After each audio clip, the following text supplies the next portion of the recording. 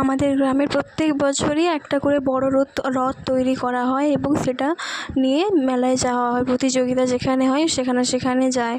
তো ওইটাই পুজো হচ্ছিলো, পুজো হওয়ার পর প্রসাদ দিয়েছে, খিচুড়ি প্রসাদ, সেটা এখন বাড়ি নিয়ে চলে এসেছি মাম্মামকে নিয়ে। আমার মাম্মাম একাই প্রসাদ খাচ্ছে। তারপর আমি প্রসাদ খেয়ে সন্ধ্যা দিলাম, সন্ধ্যা দিয়ে রথ দেখতে যাব বলে রেডি হয়ে গেছি। এই যে দেখো গাইস, এই যে রেডি হয়ে এখন রাস্তায় যাচ্ছি আমি, মাম্মাম, আমার শাশুড়ি মা, একজন কাকিমা, সবাই। এই দেখো আমাদের গ্রামে ছোটো ছোটো বাচ্চারা রথ নিয়ে বসে আছে সামনে অনেকগুলো।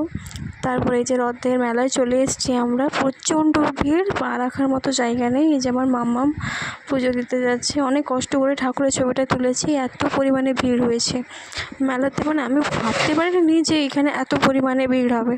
তো তারপরে এক জায়গায় দাঁড়িয়েছিলাম কিছু খাওয়ার জন্য, তারপরে বাড়ি চলে আসি। তো তোমরা কে কে রথ দেখতে গেছো কমেন্ট করে জানাও।